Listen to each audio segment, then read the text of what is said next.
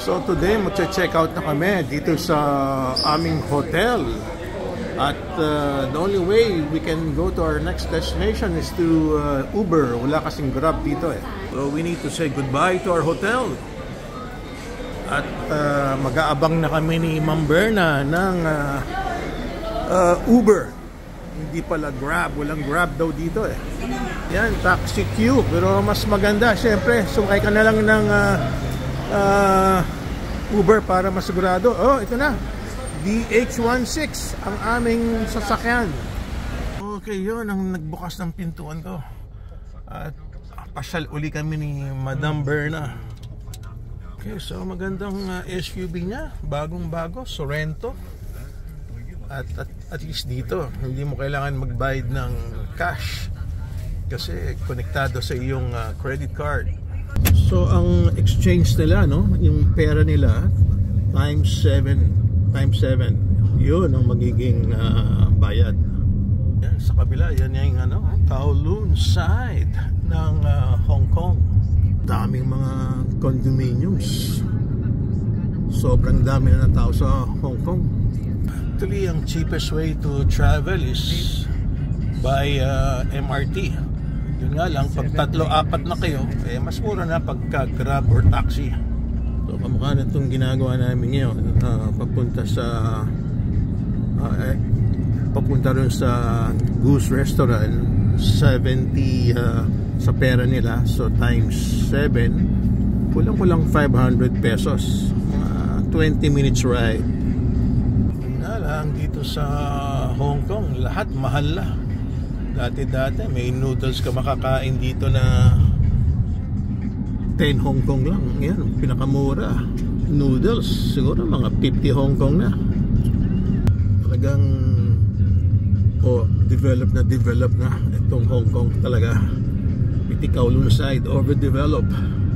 Yung doon banda ang Shangri-La, Conrad at JW Marriott, sunod-sunod, no? 3 building sila ron, tabi-tabi. Dito kami nawala, dito kami nawala kasi naglakad lang kami. Gusto namin puntahan yung Hong Kong Park. Dito kami nag-end up. Dito kami nawala. Yes, naalala ko. Tawag sa kanya Chung Kung Center. Yes, remember ko na. Kasi naglalakad lang kami. Ayan, mga nag-aabang ng bus. Pinakamura, syempre, bus, tsaka train. Kami naman na traffic. Yun ang Lai Kwang Fong. At dito kami naglakad at nawala. Diyan kami kumuha ng taxi, Kaya pag nawawala ka talaga, pinaka the best, mag-taxi ka na lang. Kung hindi, lalo kang mawawala pag nag-bus ka or nag-train ka. Yun ang mga pasyala, no? Yes, yung mid-level nandun lang sa gilid na yun, no? Maganda lang talaga dito sa China. Wala ka na halos makikitang may gasolina. Halos lahat electric na. Kaya wala nang pollution. Kaya lang talagang punong-puno na talaga ng mga malls. All around it. Mga malls, mga restaurants. Talagang kailangan marami kang pera. Ay, Kwang Fong na to. Ito, kagabi nandito kami. Itong uphill na yan mukhang nawawala pa itong driver namin, One way kasi. May GPS naman turuan mo, Berna. Ito, yung mga nakasabit na yan, Yan ang masarap, yung mga nakasabit. Ayan, yung mura, yung chicken. Yan ang gusto ko, yung mga duck. Masarap yan. Marami lang, cholesterol. Katabi niya, iskinita, Marami mga iskinita. Na-traffic na naman tayo. Tuloy ang gusto naming makita dito, yung nagbebenta ng goose. Sabi ni Berna, baka raw lumampas na. Hindi naman siguro, naka-GPS siya Ito na yata si Yatlok. Ito na nga si Yatlok. Okay, dito na si Yatlok. Ayan. Supposed to be, very famous. Ayan, ako, maraming tao. Yan ang problema, ang daming kumakain. Michelin kasi siya, kaya marami talagang tao kasi may rated siya as Michelin Ngayon, Hindi pa to prime time, oh. Oh, mamaya na siguro kami babalik dito. Super dami. Ayan ang presyo, oh. Pagka buong goose, 790. Oh, 790, oh. Pagkalahati, 370. Oh, pag quarter leg, 159. Oh, yan ang pinupuntahan talaga, yung mga ganyan mga pagkain, no? Yan, mas mura kung may noodles.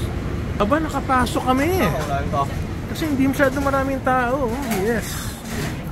Oh, pag nagpunta ka ng ano rito, oh, bisipin mo. 3:45 lang, daming tao. Oh, ang galing. Sa wakas, nakaupo tayo, Berna. Ha? Ha? Anong o-orderin natin? Siyempre, goose. Kahit busog tayo, kakain tayo ng goose, Berna.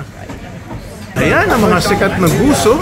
Indian roast duck. Goose yan, goose. Goose, not duck, ha? Siguro, ano muna? 1/4. Magkano 1/4? Kasi yung buo, kulang-kulang 800. O, di yung 1/4 nun, mga 200 lang. Di ba? Patikman na eh. Kasi pupunta ka rito ng lunch o dinner, wala ka maupuan dito. Ngayon lang, punong-puno na eh. Oh. Grabe. Half goose. Oo, ha? Upper quarter goose. Lower quarter goose. Gusto ko yung may paa eh. Goose leg. Ha? Goose leg. Goose leg. Leg. Goose Oh, chest. magkano? Goose back. Magkano nga? Oh. Goose leg, 159. Okay, goose leg ha? Goose leg. Oh, mura. Kasi busog tayo eh. Daming tao, yung mga nakapaskel oh. Mga presyo niya. Gusto mo mong mura, baboy. May baboy din dito eh. Ayun, nakalagay Michelin oh. Ayan, kanya sa sikat eh. Meron siyang Michelin Guide Hong Kong, Macau. Macau pa! Also with leg. Okay, one. Yeah, one. That's it. You just share. Okay. Yeah. Ano, rice? Wala ka na? No rice. No rice, yeah. Ano kailangan mo ulit pa? Wala na, matikman lang. Nandito na tayo eh. Okay. Can I see? Mas mahal pa nga yung taxi papunta rito eh. Nagka-umpog-umpog pa ako. Ayan, no? Ayan. Okay na, Berna? Siguro makakarating agad kasi ano lang yan eh, luto na yan halos eh. Ayun, no? Yung leg niyan, sigurado makakain ko kayo sa sunod-sunod ng sabit nila ng mga guso. Ayun, no? Yung 5 goose na yan, baka wala pang isang oras. Ubus na yan. Ang dami ng kumakain dito. Considering, ha? Alas 4 lang ng hapon. Ito, may kapitbahay pa kami, isang pamilya. Oh. Order nila, ano lang, noodles lang. Order nila.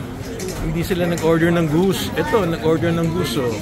Itong isang kasama namin, may goose na order. Oh. Ayun, ang goose nila. Oh. Siguro mga half noodles yun kasi marami sila eh. Oh, enjoy na enjoy itong mga batang katabi namin, no? Shared table kami. Kilala mo, kailangan bumili ng papalit ng dollar. Enjoy na enjoy sila, oh. Yung dalawang bata, oh. Being fed by the tatay at nanay, oh. Oh, sayang wala tayong anak na eh. Kung hindi, papakain din tayo ng mga bata. Oh, ayan. Ako, sarap niyan. Ah, ito na pala atin. Oh. Bilis ka. Oh, wow. Oh, Jesus Mario. Chef. Ang ganda naman ng itsura niyan, Berna. Oh. Magkano to? 220. Ha? 220. In order ko na yung mas malaki-laki. 220? Akala ko 150 lang. Ayun lang. Oh. Eh, bakit naging 220?